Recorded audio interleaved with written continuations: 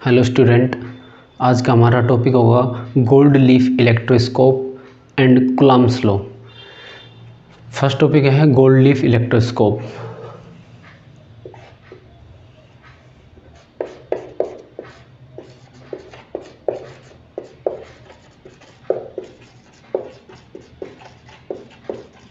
Gold leaf electroscope ये एक device होती है। गोल्ड लीफ इलेक्ट्रोस्कोप एक डिवाइस होती है जिसका यूज किसी बॉडी पर चार्ज की प्रेजेंस को डिटेक्ट करने में किया जाता है। ठीक है, ये एक उपकरण है, डिवाइस है जिसका हम यूज करते हैं किसी बॉडी पर चार्ज है या नहीं उसकी प्रेजेंस को बताने के लिए। इसमें हमें देखना है कि ये होता कैसा है, यानी कि इसकी कंस्ट्रक्शन, और हमें देखना है ये वर्क कैसे करता है। तो इसकी कंस्ट्रक्शन के ऊपर इसका डायग्राम एग्जाम में 1 नंबर में पूछ सकता है और वर्किंग एग्जाम में 1 नंबर में आ सकता है। इससे छोटा क्वेश्चन आएगा 1 मार्क्स का। तो सबसे पहले हम इसकी कंस्ट्रक्शन देखते हैं।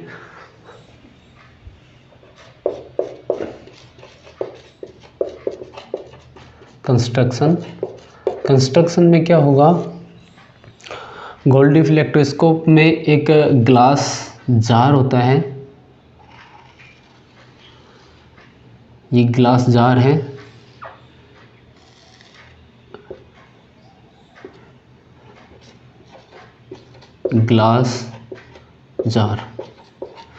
ग्लास जार की जो नेक होती है, इस नेक के ऊपर एक कॉर्क लगा रहता है। यहाँ पर एक कॉर्क लगा रहेगा। इस कॉर्क में एक होल होता है और उस होल में एक मेटेलिक रॉड लगी रहती है। इस कॉर्क के अंदर एक होल होगा जिसके में से, उस होल में से एक मेटेलिक रॉड लगी रहेगी।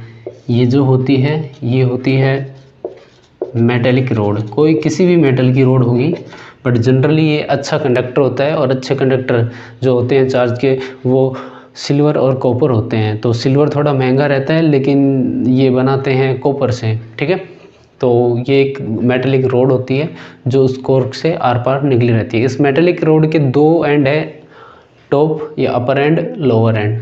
ठीक है, टॉप एंड के ऊपर एक मेटेलिक डिस्क लगी रहेगी। यहाँ पर एक मेटल की बनी हुई डिस्क होती है, मेटेलिक डिस्क। ठीक है, और इसके नीचे लोअर एंड के ऊपर 2 गोल्ड लीफ लगी रहती है। क्या लगी रहती है यहाँ पर? Gold leaf. गोल्ड लीफ क्या होती है? बहुत ही पतली होती है, इस टाइप की। ठीक है, सोने की बनी हुई, गोल्ड की बनी हुई 2 पत्ती होती हैं जो इसके नीचे लगी रहती हैं। शुरुआत में ये जैसे ये मेटेलिक रोड है, इसके नीचे ये लगी रहेंगी। और ये कैसे लगी रहेंगी? इस प्रकार से एक दूसरे से पास रहती हैं, नीचे लगी रहेंगी और दोनों एक दूसरे के पास होंगे। उसको अभी मैं रिप्रेजेंट कुछ इस तरीके से कर रहा हूँ, आपको एक ही दिखेगी ये, लेकिन ये बहुत ही एक दूसरे के क्लोज होती है ये। ठीक है, एक दूसरे के क्लोज होती हैं। ये इसकी कंस्ट्रक्शन हो गई। वर्किंग कैसे करता है? वर्किंग के लिए आपको मालूम है ये एक डिवाइस होती है जिसका यूज किया जाता है किसी बॉडी पर चार्ज की प्रेजेंस को बताने के लिए कि किसी बॉडी के ऊपर चार्ज है या नहीं, यानी वो बॉडी चार्ज है या अनचार्ज है। तो फॉर एग्जांपल मैं यही मान लेता हूँ ये बॉडी है, मुझे नहीं पता इसके ऊपर कैसा चार्ज है या चार्ज है या नहीं है। तो ये पता लगाने के लिए इसकी वर्किंग में क्या करना होगा, इसके बाद हम इसकी वर्किंग देखेंगे। इसकी जो वर्किंग में आएगा, तो जिस ऑब्जेक्ट के ऊपर आपको चार्ज का डिडक्शन करना है, जैसे इस ऑब्जेक्ट के ऊपर चार्ज है या नहीं ये डिडक्शन करना है, तो हमें इस बॉडी को इस मेटेलिक डिस्क के ऊपर कांटेक्ट में लाना है। तो मैं इसको कांटेक्ट में लाता हूँ। तो हम सपोज कर लेते हैं कि इसके ऊपर चार्ज है और ये नहीं पता कैसा चार्ज है, बट हम मान लेते हैं चार्ज है। तो मैं इसको कांटेक्ट में लेके आया, तो ये पॉजिटिव चार्ज अज्यूम कर लेते हैं। तो कांटेक्ट में लाने पर आपने एक मेथड पढ़ा था, चार्जिंग बाय कंडक्शन। तो यहाँ पर कंडक्शन वाली प्रोसेस होगी। कंडक्शन में क्या होता है, हम कांटेक्ट में लाते हैं और चार्ज एक बॉडी से दूसरी बॉडी में चला जाता है। तो चार्ज जो है वो इससे इसमें आने लगेगा और ये चार्ज ट्रांसफ़र होता हुआ दोनों गोल्ड लीफ पर चला जाएगा। तो शुरुआत में गोल्ड लीफ ऐसे होती हैं, इस गोल्ड लीफ पर भी मेटेलिक रोड से चार्ज आएगा और इस गोल्ड लीफ पर भी मेटेलिक रोड से चार्ज आएगा। और इस पर चार्ज कैसा आएगा? पॉजिटिव, क्योंकि पॉजिटिव चार्ज आ रहा है। इसके ऊपर भी चार्ज कैसा आएगा? पॉजिटिव, क्योंकि ऊपर से कैसा चार्ज आ रहा है? पॉजिटिव। तो पॉजिटिव चार्ज आने की वजह से सेम नेचर का चार्ज है, लाइक चार्ज है, तो एक दूसरे को रिपल करेंगी और ये डिफ्लेक्ट हो जाएंगी अपनी इस पोजीशन को बोलते हैं मीन पोजीशन। मीन पोजीशन से ये क्या हो जाएंगी? डिफ्लेक्ट हो जाएंगे। तो दोनों के ऊपर चार्ज आएगा। चार्ज आने की वजह से ये इधर डिफ्लेक्ट होगी और ये वाली डिफ्लेक्ट होगी। तो जैसे ही गोल्ड लीफ डिफ्लेक्ट हो जाती हैं, हमने कांटेक्ट में लाया और ये डिफ्लेक्ट हो गई, तो हम बोल सकते हैं कि जो कांटेक्ट में लाई गई बॉडी है वो कैसी बॉडी है? Charge body. तो इस प्रकार से फाइंड आउट होता है कि बॉडी चार्ज है या अनचार्ज है। ठीक है, ओके। अब ये फाइंड आउट करना है कि उसके ऊपर चार्ज कैसा है, मतलब कि nature of charge. Nature of charge यानी पॉजिटिव है या नेगेटिव। तो वो फाइंड आउट करने के लिए हमें एक दूसरी ऑब्जेक्ट या बॉडी होनी चाहिए अपने पास, और उसके ऊपर जो चार्ज है वो हमें मालूम होना चाहिए। इसके ऊपर मालूम नहीं था, दूसरी जो है उसके ऊपर मालूम होना चाहिए। मान लो ये कोई ऑब्जेक्ट है, ये हमें मालूम है कैसा चार्ज है इसके ऊपर? पॉजिटिव। क्यों?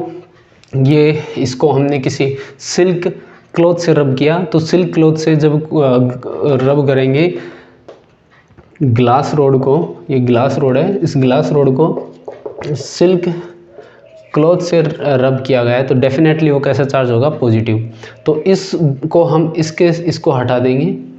हटाने के बाद इसको हम इसके साथ कांटेक्ट में लेके आएंगे, इसको सेपरेट कर दिए यहाँ से इस ऑब्जेक्ट को। देन उसके बाद इसको हम पिक करेंगे और इसको पिक करके हम इस मेटालिक डिस्क के कांटेक्ट में लाएंगे। कांटेक्ट में लाने पर इसके फिर से कांटेक्ट में लेके आएंगे, तो इससे चार्ज फिर से नीचे आएगा और इनके ऊपर और चार्ज आएगा, यानी कि अमाउंट ज़्यादा हो जाएगी गोल्ड लीफ के ऊपर चार्ज की। जैसे अमाउंट ज़्यादा होगी तो ये अभी इस पोजीशन में थी, तो ये अब और फैल जाएंगी। ठीक है, तो ज़्यादा फैल गई तो हम बोलेंगे कि इसके ऊपर चार्ज जो ग्लास रोड पर है वही होगा, यानी कि सेम नेचर का चार्ज होगा। ग्लास रोड पर हमें मालूम है कैसा चार्ज है? पॉजिटिव, तो डेफिनेटली इसके ऊपर पॉजिटिव चार्ज होगा। अगर हमारे पास मान लो कोई दूसरी चार्ज बॉडी होती है और जिसके ऊपर नेगेटिव चार्ज होता, मान लो ये कोई चार्ज बॉडी है जिसके ऊपर कैसा चार्ज है? कैसा चार्ज है? नेगेटिव। ठीक है, और हमने इसको कांटेक्ट में लाया, ये डिफ्लेक्ट हो गई। अगर अब हम इसको कांटेक्ट में लाएंगे इसको हटाकर, तो क्या होगा कि जो ये गोल्ड लीफ है ये इतनी फैली हुई है, ये फैल कर क्या हो जाएंगी? कम हो जाएंगी, यानी डिफ्लेक्शन कम हो जाएगा। अगर डिफ्लेक्शन कम हो जाता है नॉन चार्ज बॉडी के कांटेक्ट में लाने पर, ये नॉन चार्ज बॉडी है उसके कांटेक्ट में लाने पर डिफ्लेक्शन अगर कम हो जाता है, तो हम बोलेंगे कि जो इस पर चार्ज है उसके अपोजिट नेचर का चार्ज है। क्योंकि नेगेटिव चार्ज पॉजिटिव चार्ज को क्या करता है? न्यूट्रल करता है। न्यूट्रल करेगा तो कम हो जाएगा चार्ज, कम होने पर वो डिफ्लेक्शन कम होगा। डिफ्लेक्शन कम क्यों होता है या डिफ्लेक्शन ज़्यादा क्यों होता है? क्योंकि उनके ऊपर फोर्स लगता है। वो अपना नेक्स्ट टॉपिक होगा कूलम्ब्स लॉ, उसमें हम अच्छे से डिटेल में पढ़ेंगे। तो अगर अपोजिट नेचर वाली बॉडी लेके आएंगे तो डिफ्लेक्शन कम हो जाएगा, हम बोलेंगे कि इसके ऊपर पॉजिटिव चार्ज है क्योंकि इसके अपोजिट होगा। अगर हमारे पॉजिटिव वाले लेके आएंगे और ये और फैल जाएंगे तो हम कहेंगे कि इसके ऊपर भी कैसा चार्ज था? पॉजिटिव चार्ज था।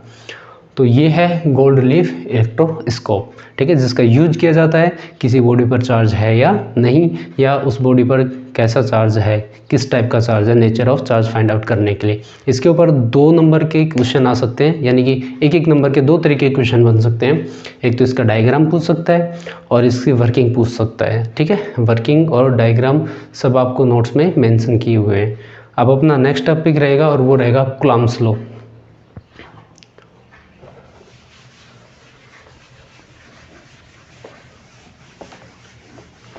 कूलम्ब्स लॉ एक इम्पोर्टेंट टॉपिक है जो थ्रू आउट द चैप्टर और अगले 2-3 चैप्टर के लिए काम आएगा। और इस टॉपिक से हमें पता लगेगा कि गोल्ड लीफ इलेक्ट्रोस्कोप में जो गोल्ड लीफ लगी हुई थी वो गोल्ड लीफ कम या ज़्यादा डिफ्लेक्ट क्यों हो रही थी, क्योंकि चार्ज के बेस पर वो डिफ्लेक्ट होती है और वो चार्ज के बेस पर कैसे डिफ्लेक्ट होती है वो हम देखेंगे। तो अपना नेक्स्ट जो टॉपिक है वो है कूलम्ब्स लॉ। कूलम्ब एक साइंटिस्ट था जिसने चार्ज के ऊपर लो दिया था, और वो लो क्या था, उसमें क्या बताया गया है वो हम पढ़ेंगे। सबसे फर्स्ट इम्पोर्टेंट बात ये दिया गया था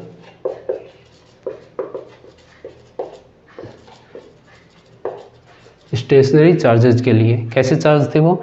स्टेशनरी चार्ज के लिए बात अप्लाई होती है। सेकंड,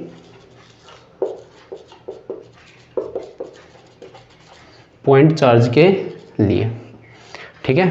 कूलॉम ने स्टेशनरी और पॉइंट चार्ज के लिए एक लॉ दिया था, और वो लॉ दिया था कि चार्ज के बीच में जो फोर्स लगता है वो कितना लगता है, अमाउंट कितना होता है। हमें मालूम है पॉजिटिव चार्ज दूसरे पॉजिटिव चार्ज को रिपल करेगा, पॉजिटिव चार्ज नेगेटिव चार्ज को अट्रैक्ट करेगा, नेगेटिव नेगेटिव भी क्या करेंगे, एक दूसरे को रिपल करेंगे। लेकिन कितना अमाउंट का फोर्स अप्लाई होता है चार्जेस के बीच में, ये बताया था। तो उसने स्टडी की, स्टडी करने पर ये बताया कि कोई दो चार्ज है, फॉर एग्जांपल हम अज्यूम कर लेते हैं एक चार्ज ये है और एक चार्ज ये है। ये कोई दो चार्ज हैं, ये कैसा भी हो सकता है, पॉजिटिव नेगेटिव, ये भी कैसा हो सकता है पॉजिटिव नेगेटिव, हमें उससे कुछ लेना नहीं है, ठीक है। हम जस्ट अज्यूम कर लेते हैं ये क्यू चार्ज है, इसका भी अमाउंट क्यू है।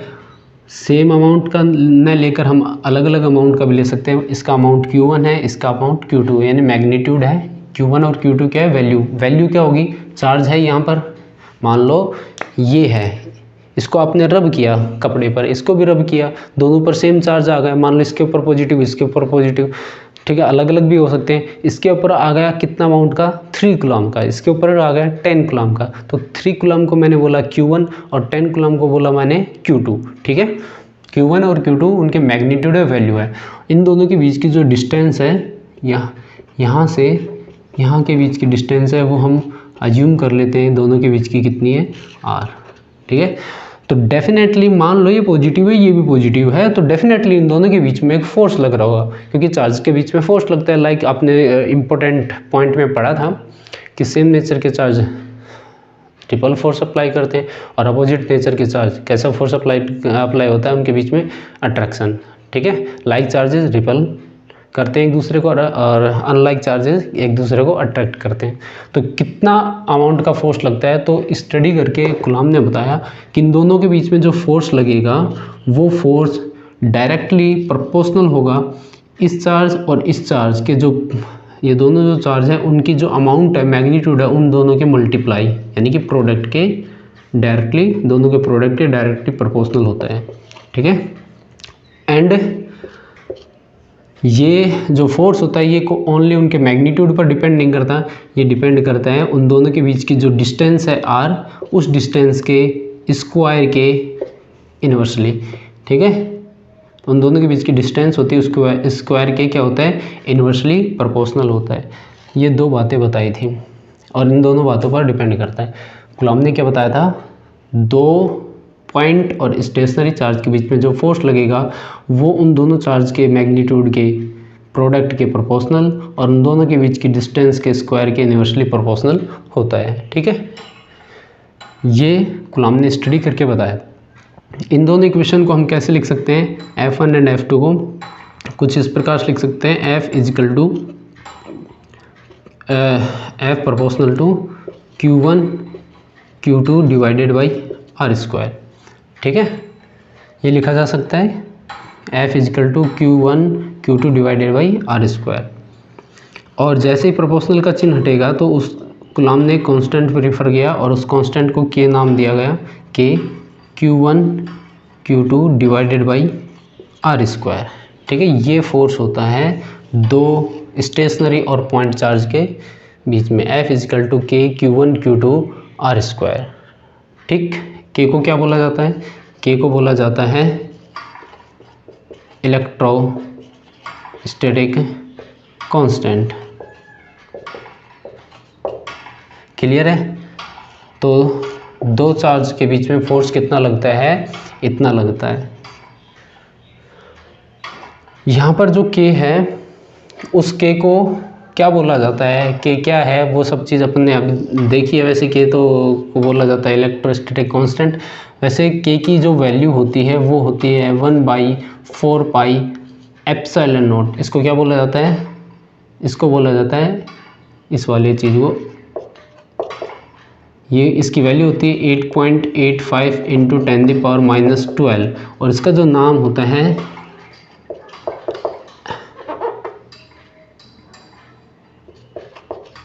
Epsilon not.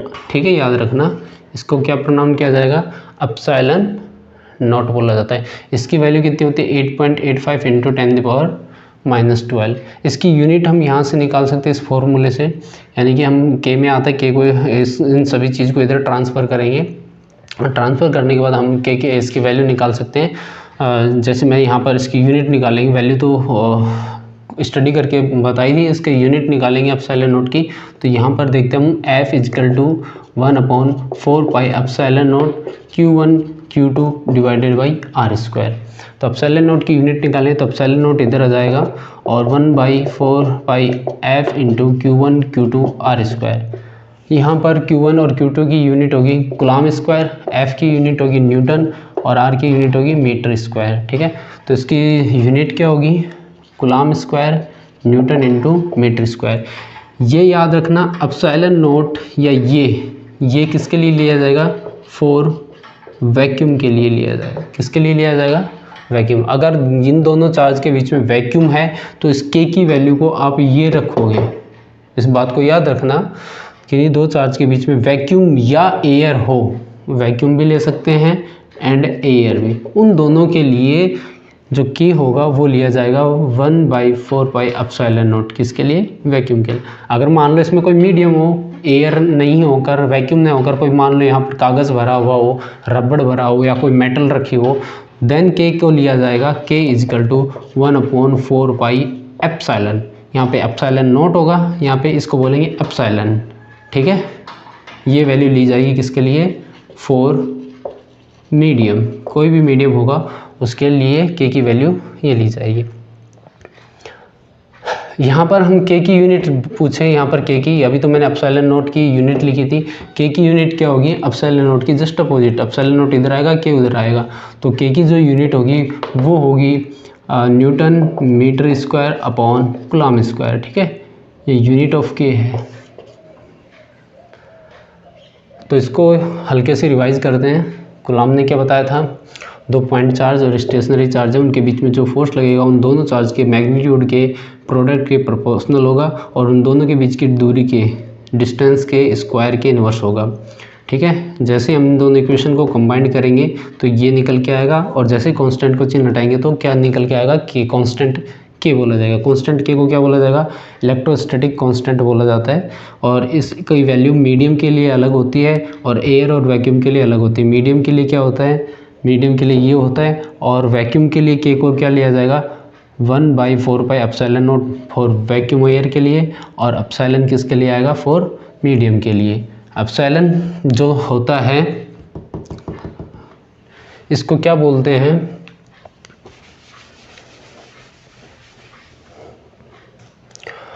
एप्सिलॉन जो सिंबल है उसको प्रोनाउन तो किया जाता है एप्सिलॉन। ठीक है, जैसे हम बात करें ये, इसको क्या बोला जाता है, म्यू बोला जाता है, लेकिन इसको रिफ्रैक्टिव इंडेक्स भी बोलते हैं। ठीक है, और अलग जगह पे इसका नाम अलग लिया जाता है। तो ये सिंबल का नाम तो है एप्सिलॉन, लेकिन इसको क्या बोला जाता है, परमिटिविटी। ठीक है, इसको बोला जाता है, इसको बोला जाएगा परमिटिविटी ऑफ मीडियम। ठीक है, और इसको क्या बोला जाएगा, परमिटिविटी ऑफ एयर और वैक्यूम। ठीक है, अब परमिटिविटी में थोड़ा कन्फ्यूज़न होता है। क्या कन्फ्यूज़न होता है वो समझना यहाँ पर।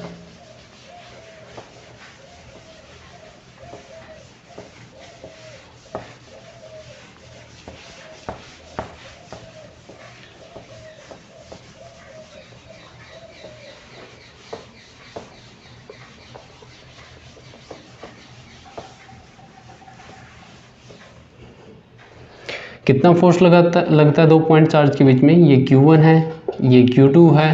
इन दोनों चार्ज के बीच में कितना फोर्स लगेगा, F = K Q1 Q2 divided by r²। के को क्या बोला जाता है, के को बोला जाता है इलेक्ट्रोस्टैटिक कांस्टेंट।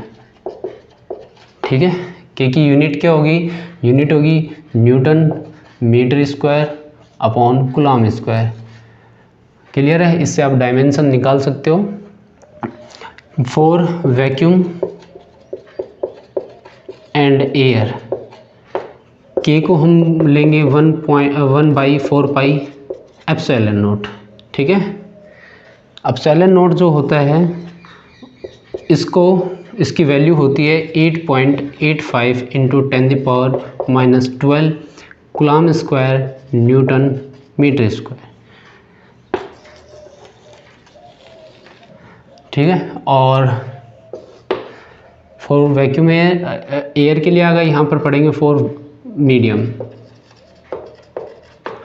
के लिए के की जो वैल्यू होगी वो ली जाएगी 1/4 पाई एप्सिलॉन। एप्सिलॉन अलग अलग मीडियम के लिए अलग अलग वैल्यू होगी, बट इसको क्या बोला जाएगा? इसको बोला जाएगा, इस वाली टर्म को बोला जाएगा एब्सोल्यूट परमिटिविटी ऑफ मीडियम। ठीक है, और एप्सिलॉन नॉट को क्या बोला जाएगा? एप्सिलॉन नॉट को बोला जाएगा एब्सोल्यूट परमिटिविटी ऑफ मीडियम। ठीक है, और एक और टर्मिनोलॉजी आएगी जिसको बोलेंगे आगे चलकर epsilon r. Epsilon naught only epsilon r, इसको बोलेंगे रिलेटिव